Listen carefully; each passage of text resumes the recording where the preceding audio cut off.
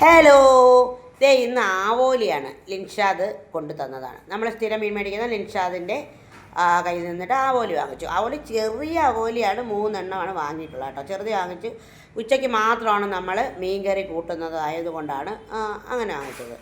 അപ്പോൾ അതെല്ലാം കണ്ടിച്ച് മാമി വെച്ചു. എന്നിട്ട് നമ്മൾ നന്നായിട്ട് തൊലിയൊക്കെ വിരിച്ച് വെച്ചു. എന്നിട്ട് നമ്മൾ കറി വയ്ക്കാനിരിക്കുകയാണ്.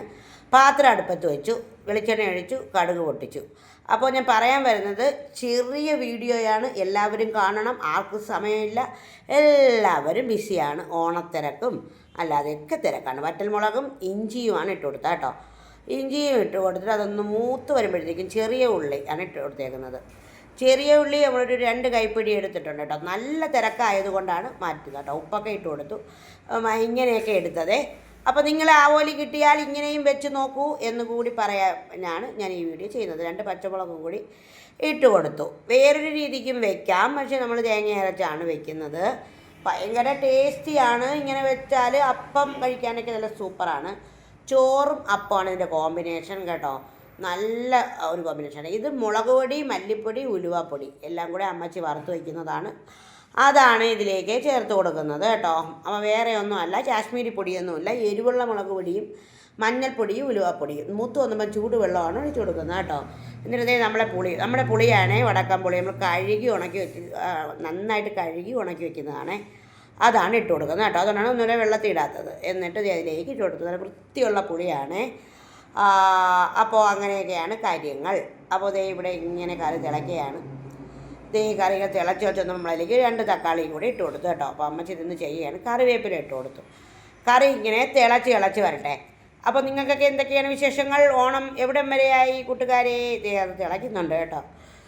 ചെറിയ വീഡിയോ ഇടുന്നത്, ഞാനിപ്പോൾ ചെറിയ വീഡിയോ ഇടാനാണ് ഉദ്ദേശിക്കുന്നത്.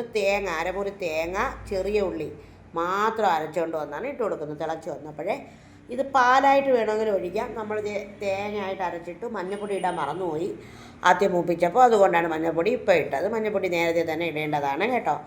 എന്നിട്ട് നമ്മുടെ മീൻ എടുത്ത് വെച്ചിട്ടുണ്ട്. മീൻ ഇതിലേക്ക് ഇട്ട് കഴുകി വെച്ചിരുന്ന മീൻ ഇതിലേക്ക് ഇട്ട് കൊടുക്കുകയാണ് കേട്ടോ. വളരെ ടേസ്റ്റിയായ മീൻ കറിയാണ്. നിങ്ങൾക്കൊക്കെ അറിയാം, നിങ്ങൾക്കൊക്കെ അറിയാനിട്ടൊന്നുമല്ല, ഞാനിങ്ങനെ പറയുന്നു എന്ന് വെച്ചിട്ട് നിങ്ങൾ പറയും ദീജയുടെ തള്ളു തുടങ്ങി എന്ന് പറയരുത് കേട്ടോ. അപ്പോൾ കറി അവിടെ കിടന്ന് തിളച്ച് നല്ല വൃത്തിയായിട്ട് തീർന്നുണ്ട് കേട്ടോ. ഞാൻ പിന്നെ വീഡിയോ എടുത്തില്ല. പിന്നെ കഴിച്ചപ്പോഴാണ് ഞാൻ വീഡിയോ എടുത്തത്. ഓക്കെ, ചൂട് ചോറിലോട്ട് വയ്ക്കുകയാണ്. പാക്കറ്റിനെയൊക്കെ കണ്ടിട്ട് കുറേ സ്ഥലങ്ങൾ. അതെന്തെന്ന് വെച്ചാൽ നമുക്ക് ഓണത്തിൻ്റെ തിരക്കാണ്, ഓണം കിറ്റിൻ്റെ തിരക്കാണ് കേട്ടോ. അപ്പോൾ ഓണം കിറ്റിൻ്റെ ഓർഡർ എടുത്തൊക്കെ കഴിഞ്ഞിട്ടുണ്ട്. ഞാൻ ഇനി നമ്മുടെ ഷോപ്പിലുണ്ടാവും. നമുക്ക് നല്ല ഓർഡർ നമുക്ക് ആൾക്കാരിൽ എത്തിച്ചു. ഞാൻ അതിനെക്കുറിച്ചൊരു വീഡിയോ ചെയ്യുന്നുണ്ട്. നമ്മുടെ ആവോലിക്കറി നന്നായിട്ടുണ്ട് എന്നാണ് പറയുന്നത് കേട്ടോ. നല്ല മീനും ആണ്. അപ്പോൾ വളരെ നല്ലൊരു രീതിയിൽ ഞാനിത് ഈ വീഡിയോ നിങ്ങളുടെ മുമ്പിൽ വയ്ക്കുകയാണ്. നിങ്ങൾക്ക് ഇഷ്ടമായാൽ നിങ്ങൾ സപ്പോർട്ട് ചെയ്യുക, അഭിപ്രായങ്ങൾ എഴുതുക കേട്ടോ. അപ്പോൾ നമ്മൾ പെട്ടെന്നൊക്കെ വാരി കഴിക്കുകയാണ്. മാമിയൊക്കെ പെട്ടെന്ന് കഴിക്കുകയാണ്, ജോലിയുണ്ട് കേട്ടോ. അപ്പോൾ ചേച്ചിയൊക്കെ കഴിക്കുകയാണ്, നല്ല ജോലിയുണ്ട്. അപ്പോൾ ടാറ്റാ, ബൈ.